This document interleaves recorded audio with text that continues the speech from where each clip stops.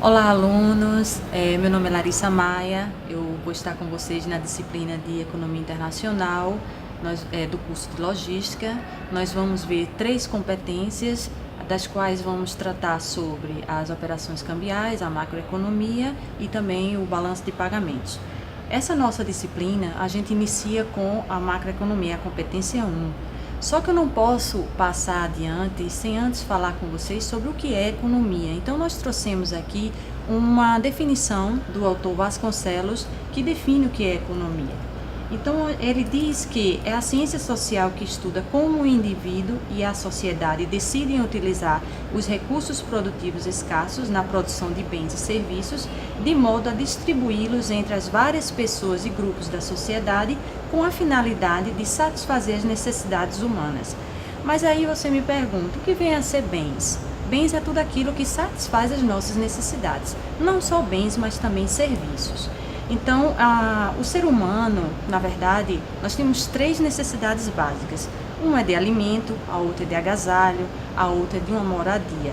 Mas com o passar do tempo, essas necessidades vão crescendo e as pessoas passam a querer mais conforto, a lazer, passam a querer ter educação. E para atender a todas essas necessidades, existem os fatores de produção. Quais sejam? Terra, que é o próprio local do escritório, a gente tem o capital humano, que é chamado de trabalho, é a mão de obra da empresa, né, do ambiente de trabalho, os técnicos, os engenheiros, os administradores, enfim. Temos o capital propriamente, é um fator capital que chama equipamentos, máquinas, é o próprio dinheiro que é empregado no negócio. Existe também a capacidade empresarial, ou seja, se não existir a vontade do empresário em investir no negócio, em arriscar o seu dinheiro para investir, então não haverá negócio. A capacidade tecnológica também é outro fator de produção, que é a tecnologia empregada no negócio. Para um melhor entendimento, nós trouxemos um exemplo para vocês, tá aí no seu vídeo, onde a gente vai verificar a produção de uma joia. Para poder se produzir uma joia, é necessário que retire o material bruto da natureza. Nesse caso, uma mina na Sibéria vai ser um exemplo.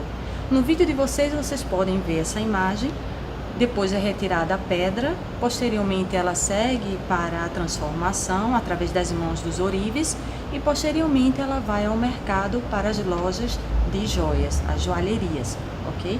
Então todo esse processo produtivo, desde a extração até o mercado, a economia envolve tudo. E quando essa joia então é vendida no mercado internacional, por exemplo, para ser apresentada ou usada num prêmio do Oscar, tá? Então, envolve também uma atividade de economia internacional.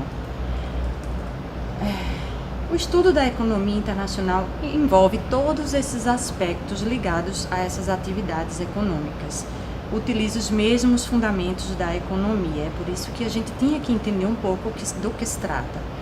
A macroeconomia observa todo o comportamento de todas essas variáveis como um todo, das variáveis agregadas, são chamadas variáveis chaves. Tá? Aqui são as variáveis que iremos estudar. Elas são representadas pela renda, o produto nacional, o nível de preços, as taxas de juros, as taxas de câmbio, os investimentos externos estrangeiros, tá? E a parte também de políticas econômicas. A macroeconomia também é voltada para as políticas econômicas. Então, como essas variáveis também vão afetar ou serão afetadas pelas políticas governamentais, ok? Os investidores também têm que estar ligados nessas variáveis, porque isso vai balizar a sua tomada de decisão, correto? Devemos ter em mente algumas medidas de atividade econômica. A medida produto nacional, ela é a soma do valor de todos os bens e serviços finais numa economia. Por que finais, não é? Porque não entram os bens intermediários. Os bens intermediários já estão contabilizados no produto, porque o produto nacional é representado também pelo preço de mercado. Então, no preço de mercado já estão incluídos os custos de produção. Então, também já estão incluídos os bens intermediários utilizados nessa produção, correto? Exemplo, uma roupa, né? A gente tem uma roupa, um vestido, uma calça, uma camisa. Esses produtos são bens finais, mas os bens intermediários seriam o quê? Os botões, a linha utilizada, o zíper, enfim, esses são os bens intermediários. Tá? Então, se fôssemos registrar os bens intermediários e mais os custos inseridos na produção desse produto, a gente iria ter uma dupla contabilidade, correto? Continuando, a gente vê esse fluxo de renda através do fluxo circular de renda, é um diagrama simplificado. No seu vídeo você pode ver aí uma tabela desse fluxo, onde existe o mercado de fatores produtivos e o mercado de bens e serviços. Onde no mercado de bens e serviços, as empresas vendem os seus produtos e serviços e as famílias, os indivíduos em geral, compram com suas rendas. Já no mercado de fatores produtivos, lembra que trabalho é um fator produtivo, então lá esse fator é vendido pelas famílias, pelos indivíduos e as empresas pagam por esse fator. No segundo modelo, nós já temos um modelo mais real, mais parecido com o real da economia, que é um fluxo circular também, porém aí já inseridos o mercado de capitais, que é onde se compra e vende papéis, está inserido aí também o governo também gasta comprando bens e serviços e também contrata trabalhadores, os servidores, e pagam pelos seus salários, ok? Então, nesse fluxo mais complexo, ele é um fluxo mais real da economia, onde a gente vê a circulação também de bens e serviços e também do comércio exterior. É outra inclusão que ocorre num fluxo mais moderno, mais real. Temos também a despesa nacional, que é o gasto dos agentes econômicos com o produto nacional. As pessoas não compram, então tem despesas, não é? Então é por esse lado que a gente vai estudar o lado das despesas, onde é empregado toda a renda das pessoas, dos indivíduos em geral, das empresas, na economia, tá? Só que a gente ainda tem uma outra medida de análise de uma economia, que é a poupança. Tudo que não se consome se poupa para consumir no futuro, correto? Então as pessoas não gastam hoje para gastar no futuro, é chamado de poupança. As empresas também não só produzem para consumo, elas também produzem bens de capital para que outras empresas aumentem a capacidade produtiva. Então, ou as pessoas poupam para gastar no futuro ou investem para aumentar a capacidade de suas empresas. Compram equipamentos, máquinas, investem em suas empresas e aumentam então a sua produção, correto? Então, vamos agora para a variável mais estudada na economia, que é o produto interno bruto. O produto interno bruto, se a gente fosse julgar a renda de uma pessoa, a situação econômica de uma pessoa, a gente não iria olhar pelo lado da renda, a gente não iria olhar as posses dessa pessoa. Pela renda a gente vê a qualidade de vida que ela tem, da mesma forma, o mesmo princípio, a mesma lógica é utilizada também para análise de uma atividade econômica através do PIB, correto?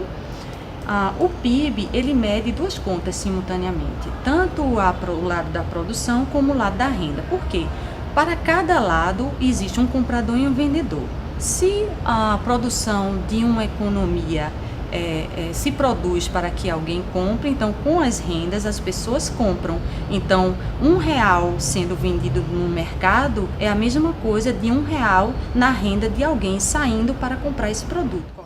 Então, como é calculado esse PIB? Como é calculado, existem pessoas matemáticos, estatísticos, que fazem esse cálculo especificamente, são contratados para isso. Mas de que é formado esse PIB? Então, o PIB, o resultado do PIB, vocês podem ver no vídeo aí de vocês, que é igual a gastos com consumo, mais gastos com investimento, mais os gastos do governo e mais as exportações líquidas, que são as exportações menos importações, ok?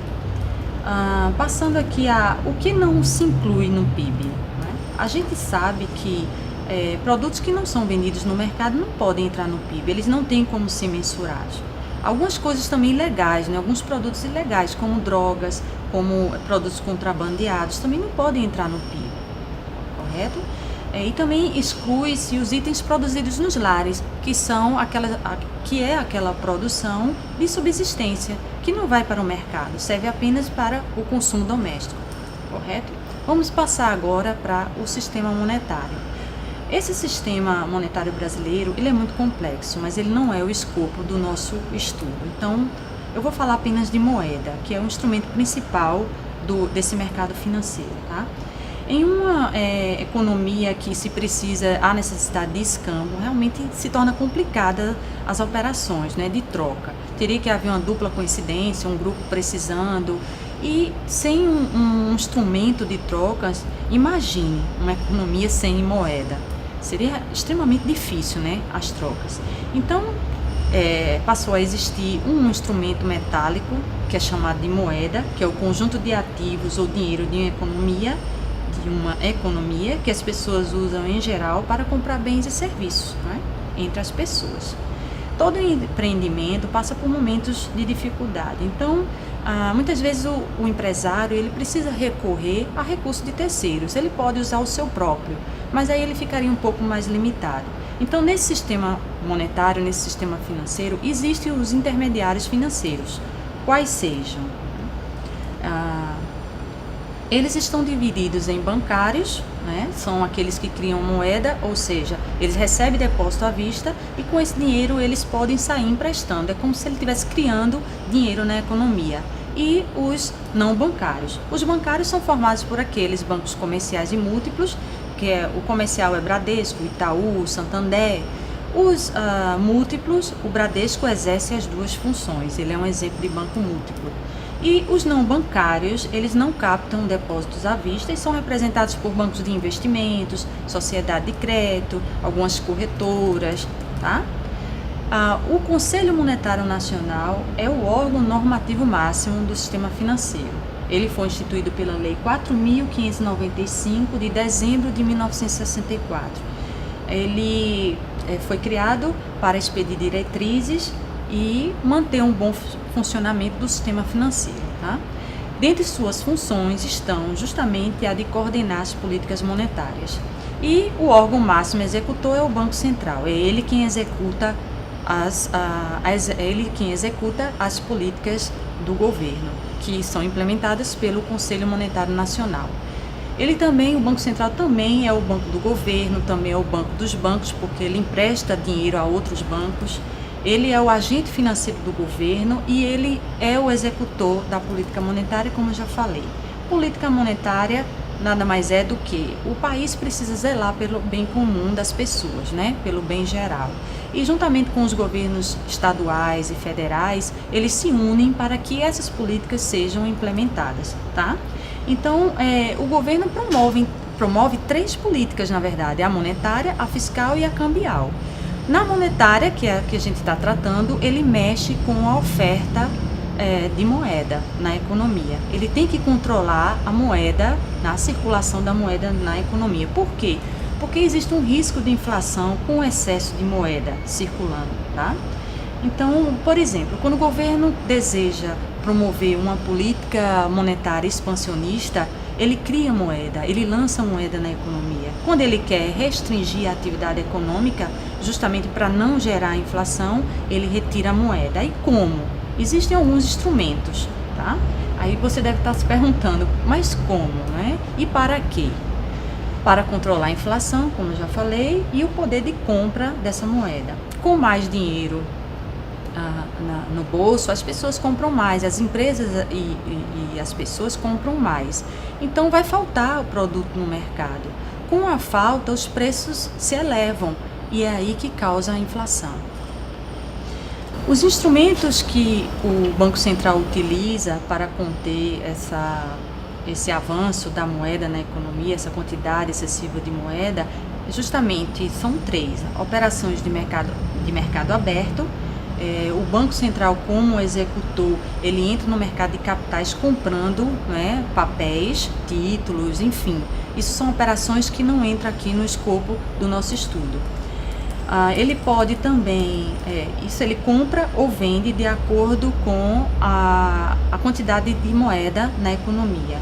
A política de redesconto, que é o empréstimo aos bancos comerciais. Como ele é o banco dos bancos, ele pode emprestar aos bancos, que por sua vez estes emprestam aos seus clientes.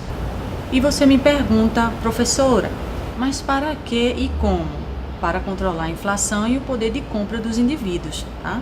Com mais dinheiro, as pessoas, as empresas, os governos compram mais. E como as empresas muitas vezes não conseguem produzir tanto, então a oferta não é igual à procura. E aí os preços dos produtos e serviços tendem a subir, e isso causando inflação. Inflação nada mais é do que a alta geral generalizada dos preços. Então é isso que ocorre quando o Banco Central deixa solto a moeda, a renda circulando numa economia, correto? O Banco Central utiliza alguns instrumentos para promover a política monetária, tá? Um deles é operações de mercado aberto, ou seja, ele como executor da política monetária, ele entra no mercado de capitais comprando ou vendendo papéis. Quando ele compra papéis, ele injeta dinheiro para os bancos comerciais, que por sua vez emprestam aos seus clientes. Quando ele vende os papéis no mercado de capitais, ele está retirando dinheiro da economia. Como? No lugar das pessoas consumirem, elas vão comprar, vão investir seu dinheiro e assim não vão comprar mais bens e serviços, correto? Outro instrumento seria a política de redesconto. O Banco Central ele fornece aos bancos comerciais uma fonte acessível de empréstimos, tá? E, portanto, estes bancos comerciais emprestam aos seus clientes. Então, ele pode promover uma política expansionista quando ele oferece mais empréstimo, né, que é chamado de redesconto, a taxas mais baixas. Ou ele pode limitar a oferta dessa moeda na economia quando ele diminui, aumenta a taxa e assim diminui a circulação de moeda numa economia. Imposição aos bancos o sistema de reservas obrigatórias é um outro instrumento de política monetária, são chamados depósitos compulsórios. O que é que ele faz? Ele força os bancos comerciais a depositarem diariamente uma quantia e assim esses bancos comerciais ficam sem dinheiro para emprestarem aos seus clientes, tá certo? Em outras palavras, né, a política monetária age diretamente sobre o controle da quantidade de dinheiro em circulação. Nós trouxemos aqui uma tabela que foi retirada do site do Banco Central, justamente com essas metas. É uma tabela real, tá? É que a gente usa hoje. Na primeira coluna a gente tem o ano, na segunda coluna a gente tem a resolução dessa meta, a data, e na quarta coluna é a meta em percentual, aquele percentual que a gente deve atingir, que é uma inflação de equilíbrio, para que não haja um descontrole do Banco Central da circulação de moedas na economia, não é? E a banda, que ela deve variar, é uma banda, um limite mínimo e máximo. Ela tem que variar aí, eu vou dar um exemplo, no ano de 2013, mas a penúltima coluna fala desses limites e, por fim, a última coluna é justamente a inflação, o resultado da inflação. Então, quando a gente vê aí 2013, tá, a meta de inflação anual era de 4,5. Ela poderia variar 2 pontos percentuais para menos ou para mais, ou seja, ela poderia ficar entre 2,5% e 6,5%. Se ela variasse nesses dois limites, estava ok. E o resultado foi realmente 6,91. Então, o Banco Central, o governo, conseguiu controlar, manter a inflação dentro da meta pré-estabelecida, correto? Então, quem deve controlar essas metas é o Banco Central, né? É ele quem promove as políticas, ele quem executa as políticas fiscais, cambiais e monetárias, justamente para controle de inflação e de moeda numa economia. Vamos falar um pouquinho do mercado de trabalho brevemente. É também um outro bom determinante do padrão de vida de uma economia. é onde os trabalhadores compram e vendem. O mercado não é um local abstrato ou físico onde as pessoas trocam, uns vendem, outros compram. O mercado de trabalho, os trabalhadores oferecem a sua mão de obra, enquanto isso os empresários pagam por essa mão de obra através de renda, certo? É chamado mercado formal de trabalho, que contempla as relações contratuais de trabalho, certo? Esse mercado é cíclico, ora existem períodos de expansão, ora existem períodos de recessão. E a gente se pergunta assim, qual a quantidade de pessoas empregadas? Aumentou, diminuiu? Isso é um bom índice, um bom indicador para se avaliar a atividade econômica de um país, tá?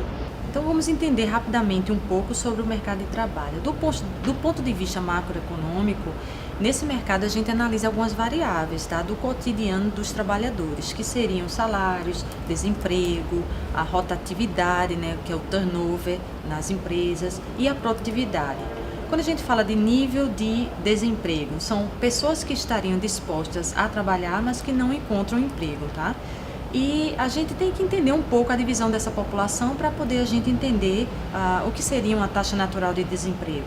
Então, a população ela está dividida em pessoas abaixo de 10 anos e indivíduos acima de 10 anos. Esse pessoal acima de 10 anos é chamado de população em idade ativa, é a PIA.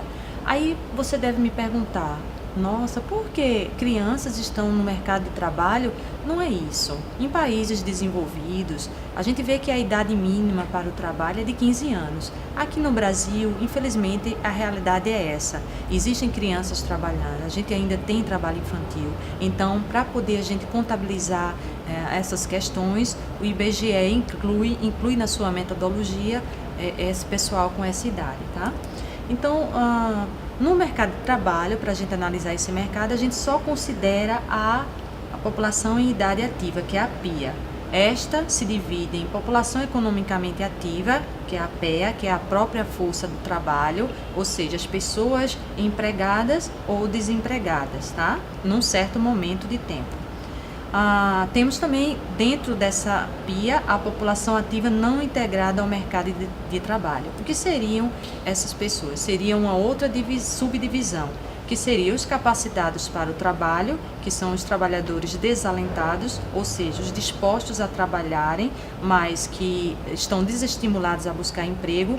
Quais sejam esses? São as pessoas dedicando-se ao lar, né? Os estudantes, os aposentados, os pensionistas, rentistas e outros. E os inativos, que nem buscam e nem desejam trabalhar. Os incapacitados para o trabalho são os inválidos físico e mentalmente, os idosos, os réus e também outros, tá? E aí a gente chega finalmente à taxa natural de desemprego. O que seria isso aí? Seria a quantidade de desempregados dividido pela população economicamente ativa. Isso daria um resultado, um percentual das pessoas desempregadas em relação àquelas que estão buscando trabalho ou as que já estejam trabalhando. É chamado de taxa natural de desemprego. Bem, pessoal, essa foi a nossa contribuição para a nossa competência, né, sobre macroeconomia. Eu espero que tenham entendido um pouco, que tenham gostado. Eu teria muitos assuntos para tratar com vocês sobre essa questão, mas a gente pode se ver nos chats, nos fóruns, tá? Eu espero vocês lá para a gente tirar as dúvidas, ok? Um forte abraço.